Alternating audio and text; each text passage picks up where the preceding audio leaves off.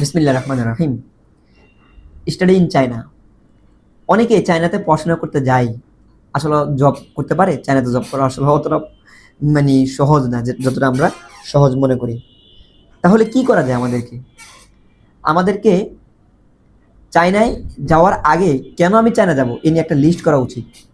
এই লিস্টের ভিতরে আপনার অনেক কিছু আপনাকে রাখতে হবে, যে আমার বাজেট কেমন। যদি আমার বাজেট 1 থেকে 1.5 লাখ টাকার ভিতর থেকে এয়ার টিকিট সহ এবং আমি বিদেশে উচ্চশিক্ষা করবো, তাহলে আপনার জন্য চায়না। জব করবেন বা ফিউচারকে বিল্ড আপ করবেন, এই জন্য ফার্স্ট চান্সে চায়না যাওয়া আমার কাছে বুদ্ধিমানের কাজ নয় আমার দৃষ্টিতে। তাহলে চায়নাতে আপনি কেন যাবেন? কেন যাবেন? উত্তর সহজ, যে আপনার বাজেট কম থাকে এবং বিদেশে পড়তে যান। এখন কি আদৌ কি আপনি চায়না যাওয়ার জন্য উদ্বুদ্ধ করতেছেন? না, আমি অবশ্যই উদ্বুদ্ধ করতেছি আপনাকে। এটা এই জন্য যে চায়নায় অনেক স্টুডেন্ট আছে যারা খুবই কম, তার বিদেশের স্বপ্ন, সে পড়াশোনা করবে চায়না থেকে।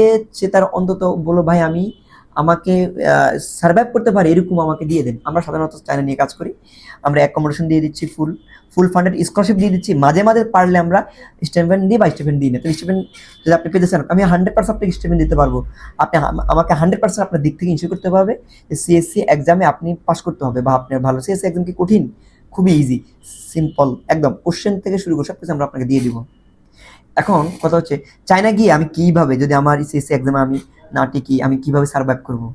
দেখেন, বাংলাদেশের বিজনেস চায়নার উপর নির্ভরশীল, প্রায় 90%, বললেও কম হবে আমার।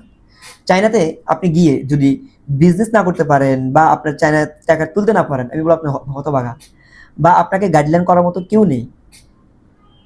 আপনার যদি চায়নাতে একান্তই যেতে হয়, চায়নাতে কিছু একটা করতে হয়, তাহলে অবশ্যই অবশ্যই একটা ভালো কোনো বড় ভাইয়েরদের মাধ্যমে, যারা চায়না আছে বা যারা বাংলাদেশ থেকে যাদের মার্কেট ধরা আছে বা যাদের ভালো একটা অবস্থান আছে, বা কোনো একটা এজেন্সি, হ্যাঁ, যারা চায়নার কিভাবে একটা স্টুডেন্ট টিকতে পারবে, কিভাবে কিভাবে সে করতে পারবে। আমি মনে করি একটা স্টুডেন্টকে স্পষ্ট বলা উচিত, বা চায়নাতে ওরকম জব অ্যাভেলেবেল না। অবশ্যই কেউ যদি দুই একজন চাকরি করে সেটা ভিন্ন, তার সিটি, ইউনিভার্সিটি, সকল কিছুর উপর নির্ভর করে জবটাও বেরিয়ে করে। যেখানে জব নাই কিন্তু এমন একটা জায়গাতে সে বসা, হাত বাড়ালে জব পায়, সে জায়গায় জব পাবে। কিন্তু সব জায়গা থেকে তো হাত বাড়ালে পাবে না। চাইলে বিরাট একটা কান্ট্রি, বিরাট, এত বিরাট কান্ট্রির ভিতরে আপনি কোন জায়গাতে আপনার ইউনিভার্সিটি পড়তেছে, কোন জায়গাতে আপনার থাকতেছেন, এটা বিরাট একটা ম্যাটার করে। যাই হোক, আমি মনে করি চায়নাতে কেউ যদি যায়, সে যে এরিয়াতে পড়ুক না কেন, সে তার লিভিং কস্ট সে যদি না তুলতে পারে, আমি বললাম তার জন্য বিদেশ যাওয়াটা উচিত না। বা সে ল্যাঙ্গুয়েজ যদি না পায়, তার জন্য দুর্ভাগ্য। আমি মনে করি এভাবে বুদ্ধি নিয়ে সুন্দর করে চায়নার জন্য ডিসিশন নিলে, চায়নাও হতে পারে কারোর জন্য ফিউচার কেরিয়ার উন্নত করার জন্য একটা একমাত্র একমাত্র সোপান হতে পারে। সোপান, একমাত্র সোপান এই জন্য বললাম যে দেখা গেল তার টাকা নাই যে ইন্ডিয়া যাবে। ইন্ডিয়াতে পড়াশোনা অনেক কম টাকা খরচ, সে খরচটা তার নাই, কারণ ইন্ডিয়াতে খরচ আছে, ইনকাম নাই। চাইলে ইনকামের অনেক সুযোগ আছে। তা আমি মনে করি যারা চায়নার জন্য যেতে চান, অবশ্যই অবশ্যই হতাশা না হয়ে, অনেক ব্যাড বিগট রিভিউ না শুনে, আপনার প্রোফাইলটা কোনো অভিজ্ঞ লোকের কাছে নিয়ে দেখেন যে ভাই আমার এই প্রোফাইলটা এটা, আমার কি বুদ্ধিমানের মতো চায়না যাওয়া কি উচিত হবে? আমার আমার বাজেট এত। আপনার বাজেট এবং প্রোফাইল সব মিলিয়ে আপনাকে আমি বলবো যে সে একটা ভালো একটা বুদ্ধি দিয়ে দিবে। তবে যার কাছে বুদ্ধি চাইবেন, সে যেন বুঝে শুনে। তো সে, ধরো আপনি এমন একটা লোক কাছে বুদ্ধি চাচ্ছেন, সে সাউথ কোরিয়া নিয়ে কাজ করে। আমাদের বুদ্ধি চাচ্ছেন সে তোমার ইউরোপ নিয়ে কাজ করে। আপনি এমন একটা লোকের কাছে যাবেন যারা, যেমন আমাদের, আমি বুক ফুলে বলি, আমাদের বিএফজি আলহামদুলিল্লাহ, আমরা ফার্স্ট ওয়ার্ল্ড কান্ট্রি থেকে শুরু করে ইউরোপ, যখন আমরা ইউরোপ নিয়ে কাজ করি, আপনি বুঝবেন না যে আমরা ইউরোপ আমাদের মেন প্রোডাক্ট কিনা।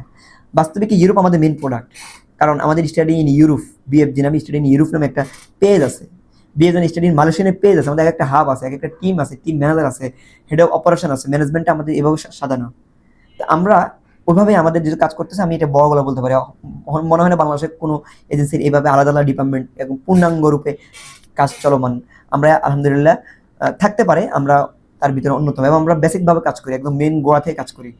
তো যাই হোক, কেউ যদি যেতে চান চায়না এবং ইয়েতে, এবং আপনার প্রোফাইলটা কোনো অভিজ্ঞ লোকের কাছে দেখতে চান, এভাবে কোনো বড় ভাই যারা থাকে, অনেক বড় ভাই থাকে যারা শুধুমাত্র ওয়েস্টার্ন অ্যাব্রোড নিয়ে, তাদের অনেক হিউজ নলেজ আছে, অনবোর্ডে তারা কাজ করতেছে, তাহলে আমি মনে করি প্রোফাইলটা দেখেন। যদি আপনি একমাত্র চায়না থাকে, তাহলে একমাত্র চায়নাতে আপনি চলে যান। আজকে এই পর্যন্ত, আল্লাহ হাফেজ।